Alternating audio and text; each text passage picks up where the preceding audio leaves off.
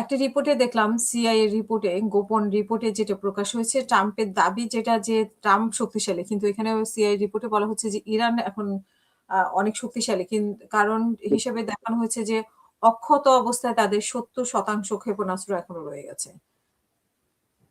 তো না, সেটা তো ইরানের যে স্পিকার আছেন হুম বাগের গালিবাফ, উনি তো গতকালকে বলেছেন এটা, তার সরাসরি স্টেটমেন্ট দিয়ে বলেছেন যে হুম ইরানকে যদি আগের মতো বিবেচনা করা হয় তাহলে ভুল হবে। হুম ইরান এখন যে কোনো সময়ের চেয়ে সবচেয়ে বেশি শক্তিশালী, এবং ইরান এই যে এই যুদ্ধের পরে বা ভবিষ্যতে এমন এক শক্তি হিসেবে আবির্ভূত হবে, তখন ইরানকে অগ্রাহ্য করা কারো পক্ষে সম্ভব হবে না।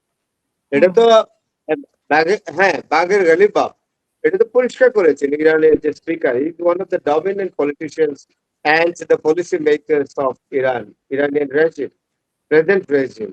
আপনাকে একটা কথা বলি, হুম আজকে জেমস ওয়াকার, এটা খুবই ভালো একটা নোট। জেমস ওয়াকার একজন বড় ধরনের ডিফেন্স অ্যানালিস্ট। কিছুক্ষণ আগে তার একটা সাক্ষাৎকার চলছিল, ভেরি নাইস।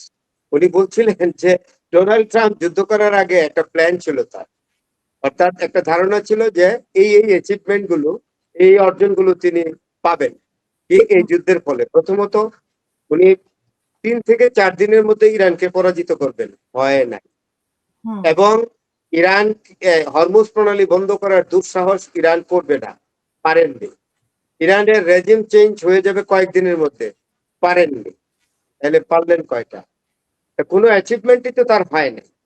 এবং ইরানের তেল সম্পদ পুরোটাই দখল করবেন, পারেননি। এবং আরেকটা বলছেন ইরানের নিউক্লিয়ার ফ্যাসিলিটিস এবং ইউরেনিয়াম অ্যাবসলিউটলি ধ্বংস করে দিবেন 1 সপ্তাহের মধ্যে, এইটাও হয় না। হুম তাইলে এই যে এইগুলো প্রমিস করেছিলেন ডোনাল্ড ট্রাম্প, তার প্রশাসনের কাছে প্রমিস করেছিলেন, তার ক্যাবিনেটে প্রমিস করেছিলেন, একদম সেনেট এবং কংগ্রেসে প্রমিস করেছিলেন, কোনোটাই হয়নি। যে এইরকম পরাজয় আমেরিকার কোন প্রেসিডেন্ট ইতিপূর্বে আজ ফেস করে নাই। কি বল? ইভেন এই রিপোর্টে বলা হয়েছে যে শুধু সামরিক না, অর্থনৈতিক সক্ষমতাও অত্যন্ত মানে চাঞ্চল্যকর, অর্থনৈতিক মানে সক্ষমতা সম্পর্কেও চাঞ্চল্যকর তথ্য তারা দিয়েছে।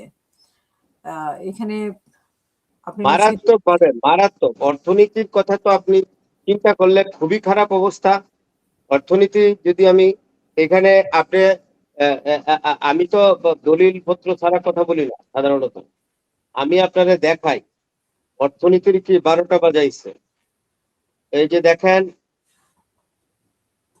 এই যে অর্থনীতি, বাট সেই ক্ষেত্রে খেয়াল করবেন, খেয়াল করে অর্থনীতি, আমি একদম সানগ্লাস খুলে নিয়েছি, দ্বিতীয় বর্ষকে আলু পড়তেছে। হুম অর্থনীতি মারাত্মক, 31.2 31.27, অর্থাৎ $31.27 ট্রিলিয়ন অর্থনীতির মানে সমস্যার মধ্যে আছে।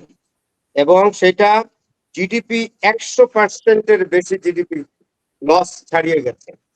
এবং হুম ক্ষতি হয়েছে অর্থনীতির $31.27 ট্রিলিয়ন, বিশাল বাজেট ঘাটতি। হুম এটা আমেরিকার ইতিহাসেই প্রথম। আপনাকে এতটুকুনি বললাম, এটা আমার কথা না, জেফ্রি স্যাক্স